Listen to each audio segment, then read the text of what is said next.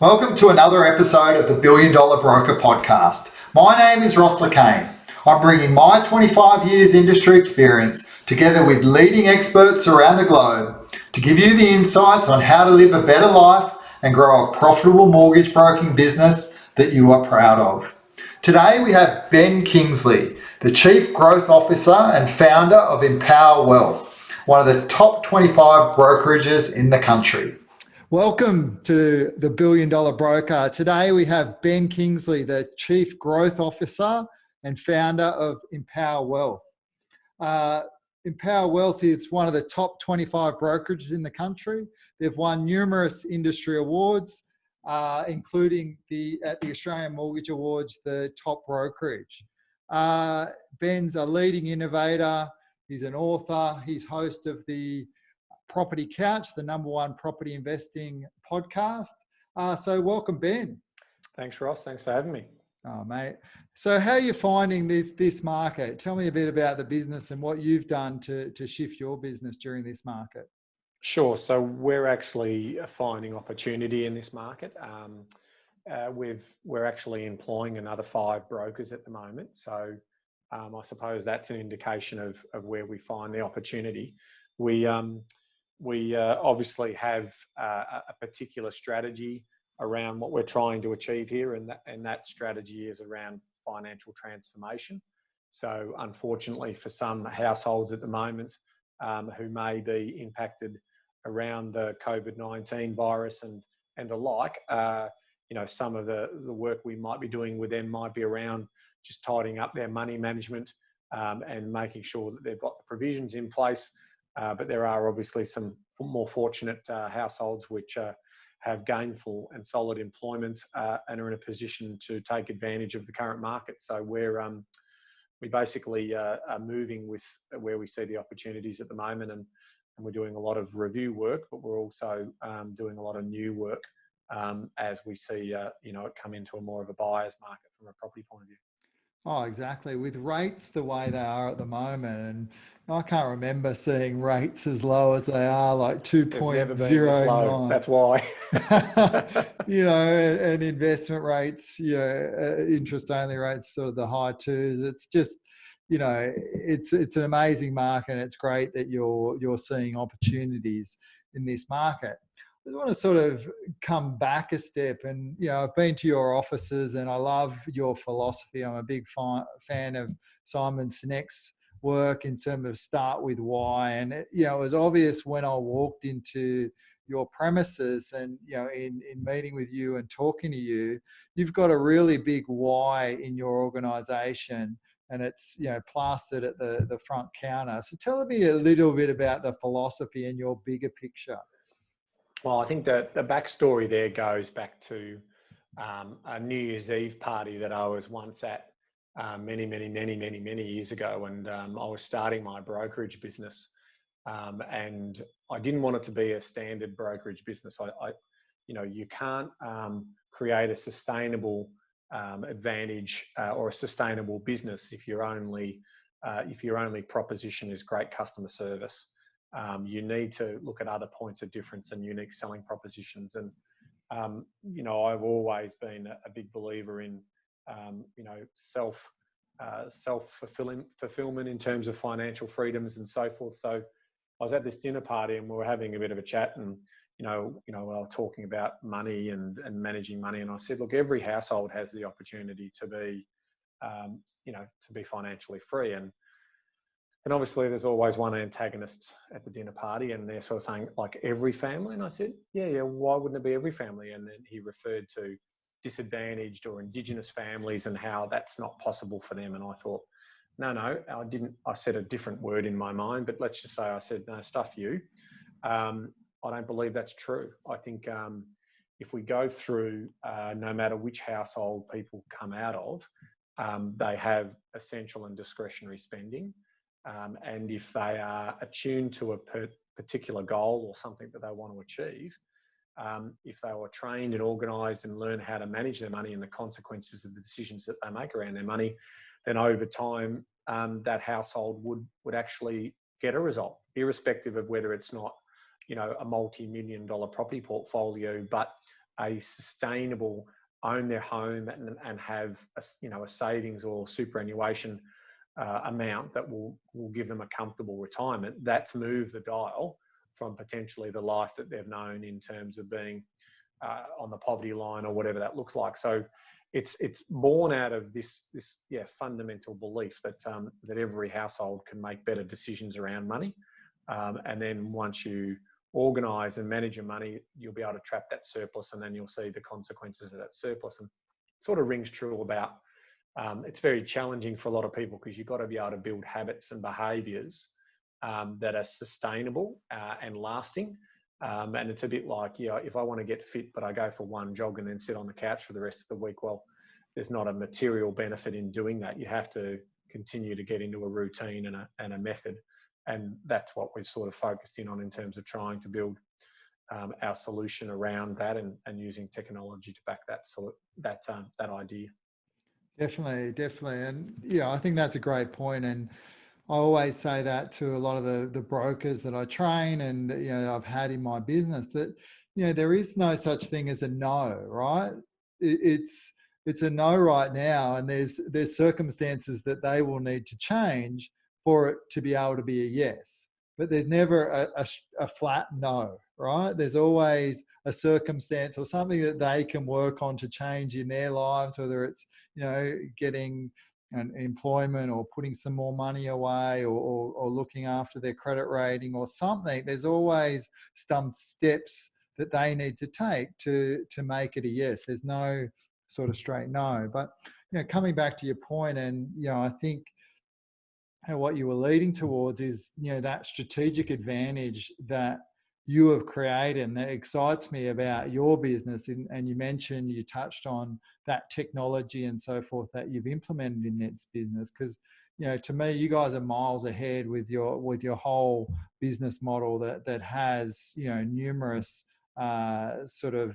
income streams to your business, but with mortgage broking just being one of it. But just to expand a little bit more on the tech that you've got in terms of in order to generate those leads and mortgage inquiries. Yeah, sure. So effectively, we've got a platform that we've been building out over a period of time, and that is effectively the word you use now is platform, but it's microservices. So you've got different types of little apps or little pieces of the puzzle that come together and feed into one centralized database.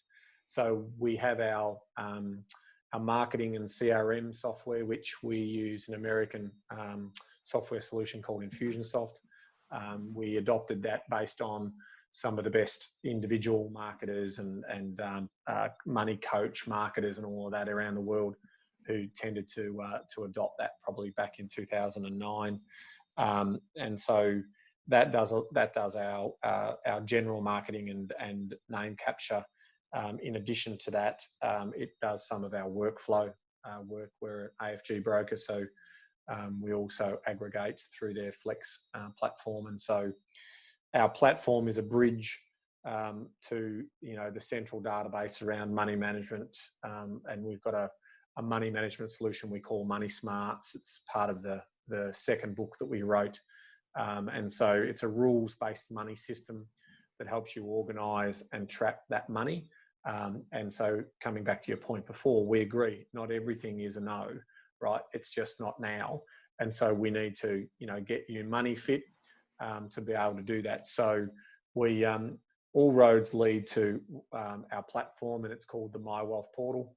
And effectively we have solutions and ideas in regards to their, analysing a financial household, not just looking at the mortgage in isolation, but understanding that mortgage is just one component of the work that we want to do to help our clients do that financial transformation. I mean, Dr. Peter Fuda, who is an Australian business coach who I admire a lot, talks about, play at the game of business you think you can win. And that comes down to a couple of ideas in terms of what are you going to win on? Because if you're thinking you're just going to win on great customer service, it's not going to be enough. You need to win potentially on a price advantage that's sustainable because everyone can go to price, and that's always challenging. Or you need to build some of these sustainable competitive advantages around how you set up, and to make sure that your strategy, your overall strategy is really clear in terms of what it is you're trying to win at.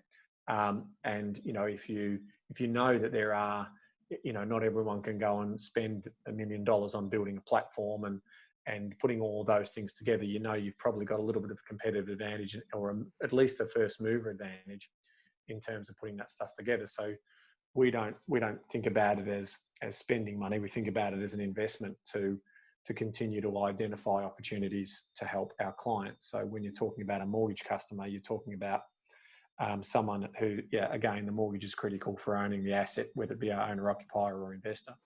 But we also want to make sure that we're proactive rather than reactive in identifying where there's opportunities to save more money and to put that money to work. Oh, exactly. And, it's amazing when you look at, property investors at the moment, for example, and, what I'm seeing and in speaking with the brokers that I'm working with in my coaching program is, you might have some borrowers that are sort of paying around about 4%, like especially property investors at the moment. So if you look at $1 million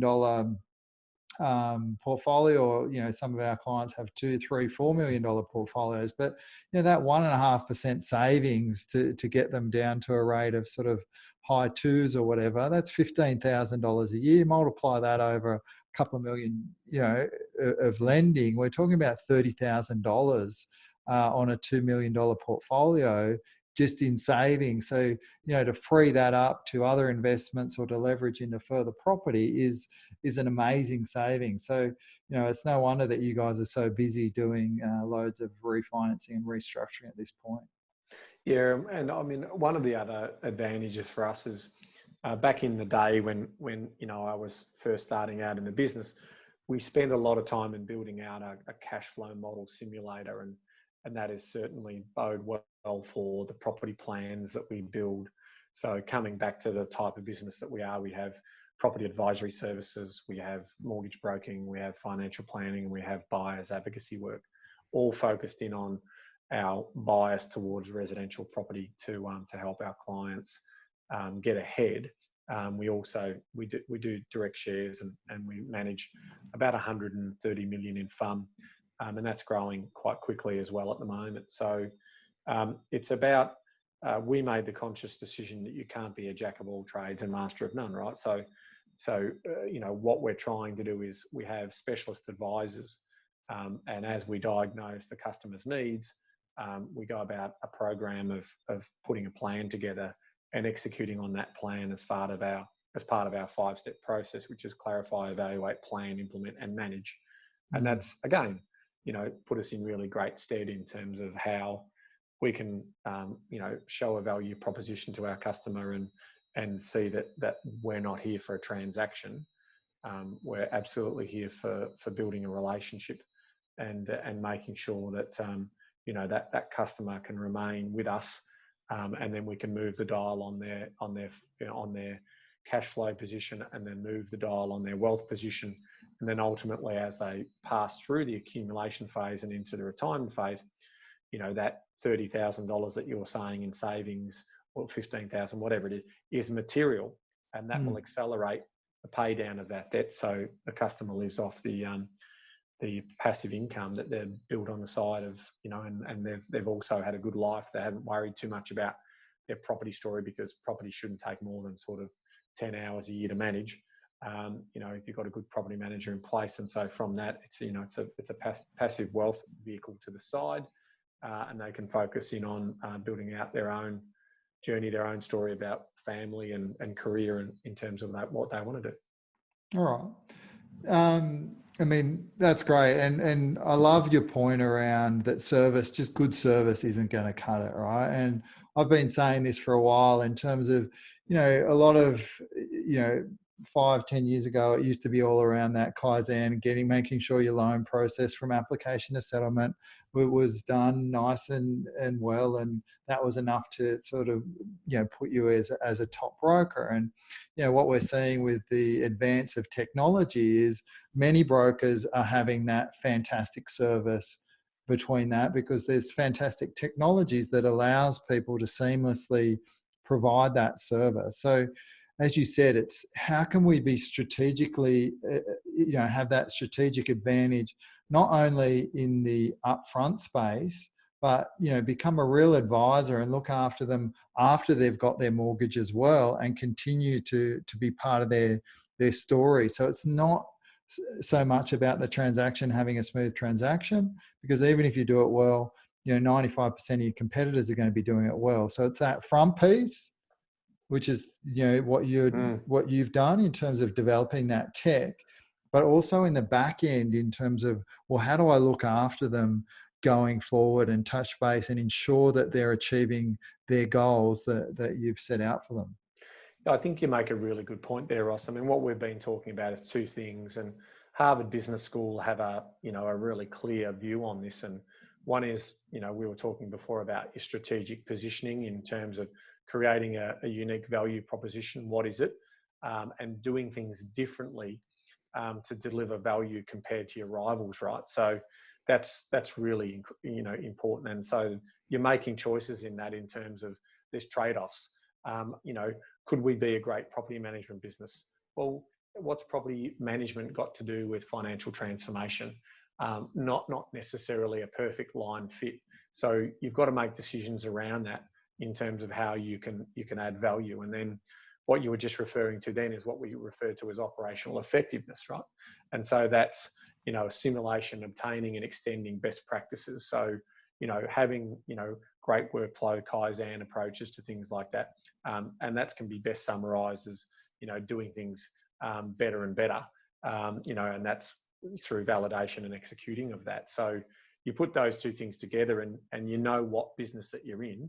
And in our case, we're in the financial transformation business, and you get to a line of sight that's relatively clear to be able to see what you're trying to do for customers. It's not perfect. You're never going to be perfect. You're never going to make every judgment call or trade-off precisely. And when you're growing at the levels that we're growing at, you've still got growing pains, and you're not going to delight every customer, but you're getting close to it. They're the sort of things that running a $1 billion mortgage practice is what it's all about.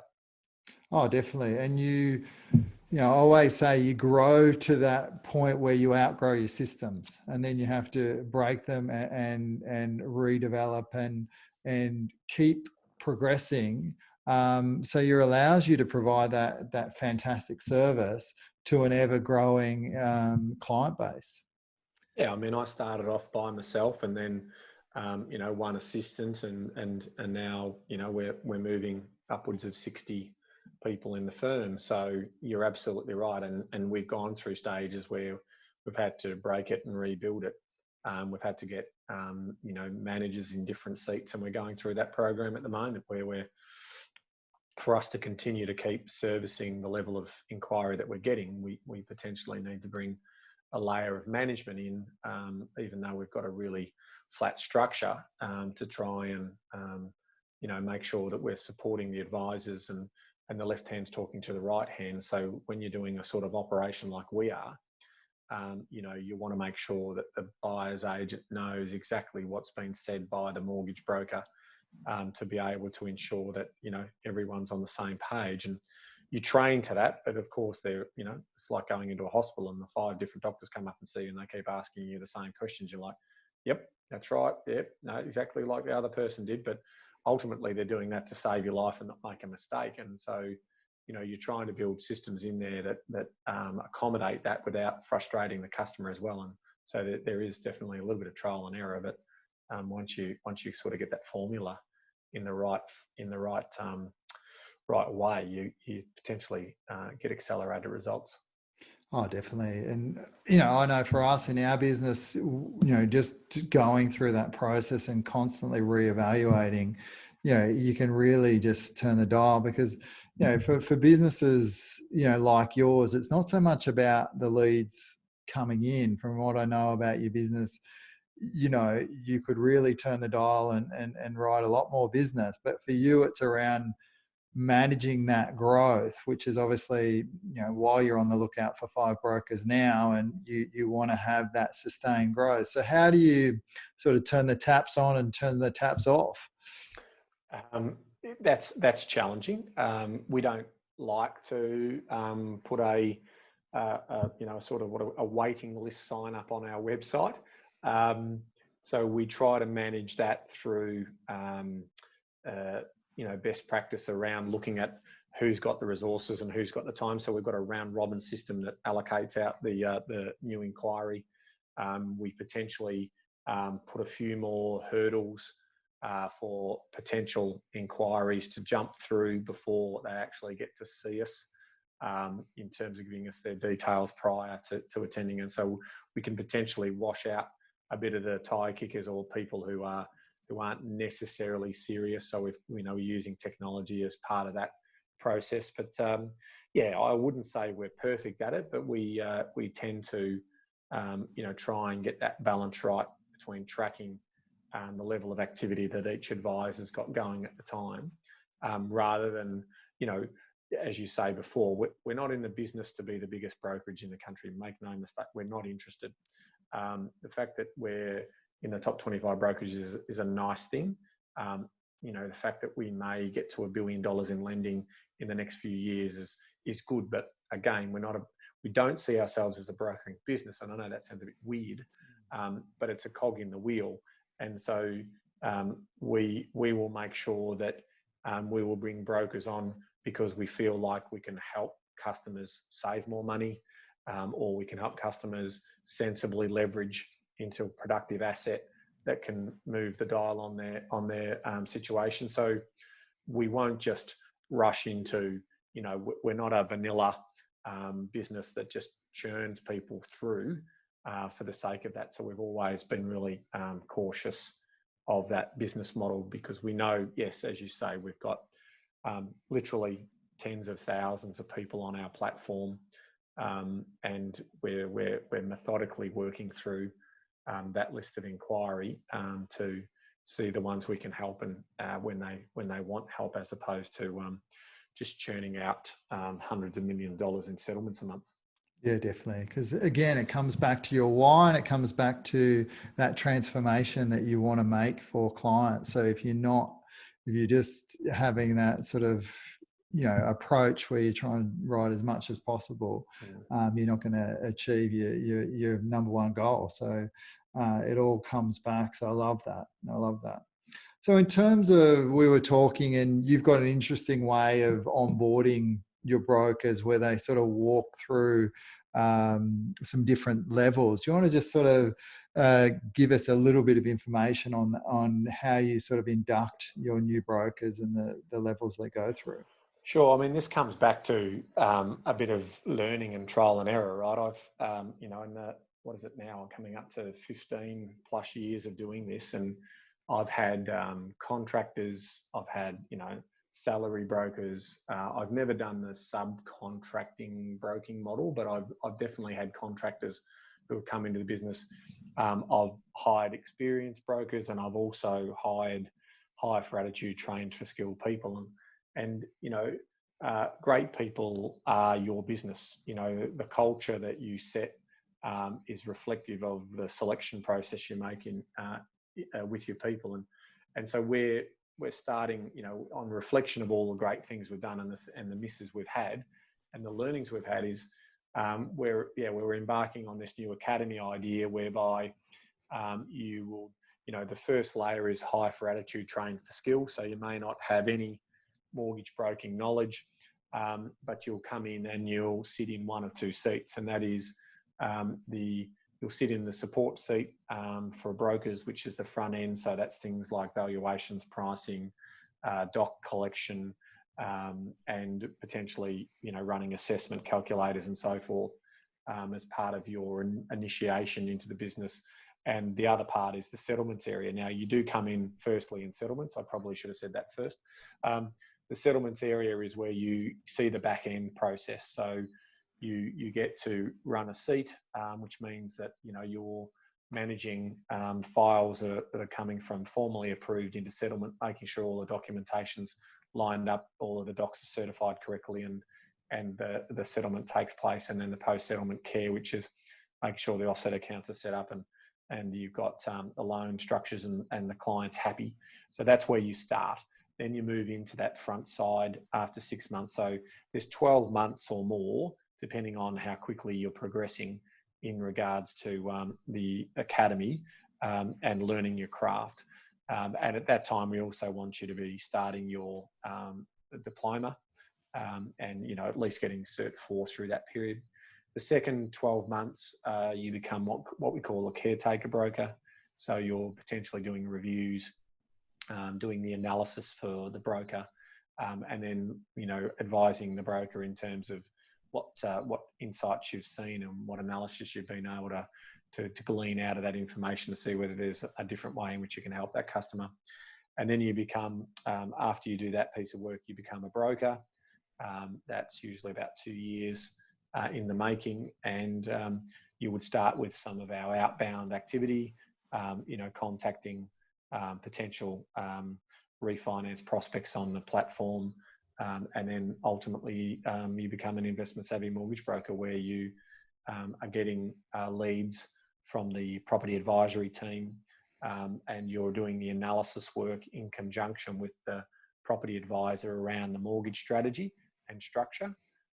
And that's a great piece of business to win, because ultimately that customer is going to buy a minimum of 1 or 2 properties over the time. So you're talking in excess of 1.5 million in loans just for that customer in that earlier stage. So that's a price seek to have in the business, to be able to do that preliminary borrowing assessment work in conjunction with the property advisor for the client's plan, and then you're basically fulfilling that in terms of releasing the equity that you need to do, and then getting the pre-approvals in place to execute on the plan. Yeah, I mean, that's great. So, just in summary, they get a really good overview. They see what it takes to get a loan to settlement, and they come back and they understand. And I look at it as a pyramid, and at the base of the pyramid, you've got the credit policy, which is all around that analysis that you said, and then it's around looking at, well, I've done the servicing, then I can have a look at, well, what's the next layer, which is looking at the different products that are available. And then I guess where the strength comes in, you then have them bringing that to an experienced broker and them challenging their thinking, saying, okay, yes, but maybe you should have thought about doing this. And so by the time they become that property investment savvy broker, they've been through the whole basics, and then they can talk to people with confidence. Yeah, you and I know that, when you're starting out as a broker, as we did, you work out pretty quickly that you're in the problem solving business, and you need to ensure that you feel like you've got enough confidence to comment on money and to comment on, household affairs. So lived experience is helpful in that. So if you've already bought a house or bought an investment property and so forth, you can lean on some of that experience. But if you can't, you just lean on your training. And so, that's why it's really important that it's a gradual step. I mean, everyone these days wants to be the managing director of every company within, 5 minutes. So we know that for some people, they're on a quicker journey or more of a mad rush, but it does bode well when you get that broker who's sitting in front of a customer after 2 years of training, that they really do know how to bring the solution together in one go. And even for complex clients, that they're doing a really good job of bringing that solution together, because they are the brokers of tomorrow, and they're the ones who are going to thrive in their seat and be those high producers. Oh, definitely. And I was talking on a call the other day about the difference in training and looking at it compared to a sports team, right? So you go out and you pay your local touch footy comp and you're just a participant, right? So you play more than you train. And then you go to that next level of footy where you might play in the local comp, where you might train one night a week and you play one day a week. And you're training as much as you're playing, right? Then you go up to the next level where you might play an A grade comp, or where you might train a couple of nights a week. And then, but so you're actually training more than you're actually playing. But then to get to the pros, they're training 5-6 days a week. They're having recovery sessions. They've got best coaches, mentors, senior player groups, and that is a professional business, and that is a winning business. Yeah, I love that analogy. That's a ripper. And for you, what I see is you guys really have a winning business, right? Because you've got that culture, you've got that team, you invest in training, you invest in that development, and not only for yourselves, but for your clients. I mean, your podcast is a perfect example, right? It's all about you giving and sharing knowledge and creating that community of people, which has led to, this is where you're generating most of your leads from now. Am I right? Yeah, definitely our content. I mean, obviously we've got a lot of repeat and referral customers, but certainly our content strategy around educating people, the books, is very true. That's where our lead generation comes from. That's where people start on, arriving on the My Wealth Portal platform, and yeah, we start to have that connection with that particular prospect. Exactly. So then it comes down that funnel into your, the tech that you've built, and then goes through, as you said, through your property planners, into your mortgage broking arms, through your buyers agents, your financial planners, and then rinse and repeat. It's until they achieve their goals. We talk. Our framework is really simple. I mentioned it before. It's clarify, evaluate, plan, implement, and manage. That's the main one. But in terms of the investment fundamentals, it's asset selection, borrowing power, cash flow management, and defence, right? So from that point of view, that's exactly what we're also trying to do. But we do it in sort of cash flow first, borrowing second, asset selection third, and defence is fourth. So yeah, it's really powerful. Oh, definitely. It's fantastic business model, and it's no wonder that you're in the top 25 brokerages, as you say, even though it's not your number one focus. It's and I'm sure you will continue to sort of rise up the ranks in that broking space. Just seeing what the plans that you've got for the future, and you've got a great team. You've got a new CEO in Jamie, who I've met, and he's doing great things with your team. So, and now you're calling yourself the Chief Growth Officer, I notice, hey? Yeah, well, I mean, ultimately, it's probably a trend in terms of where technology is going, and how we can mold in customer experience, and looking through the eyes of the customer lens, and where I add my best value, which is experience in with the customer. So if I can play around with the technology, embed that into our workflows and so forth, I can add value to the business. Jamie, obviously, people and culture background, so getting the talent pool, bringing them in, training them through the main courses of training, that bodes well for a successful business as we pull all that together, and we get the comms around that. We're well positioned to take the business to the next level. Yeah, well, I love the business, and all the things that I talk about, all the levers that I talk about. One, you create that market authority. Two, you have the strategic advantage, and three, you have that operational excellence, which all sort of wraps into that business with your clients at the heart of it, in terms of, and everyone's clear on terms of what your mission is. So really, really love that. In closing, I just want to give you, I mean, you started as a mortgage broker how many years ago? Late 2004, or I think I wrote my first loan. Similar to me. I started February 2003. I opened the franchise, so very similar. And as you said, you started as a sort of just, by yourself with an assistant? Was that it?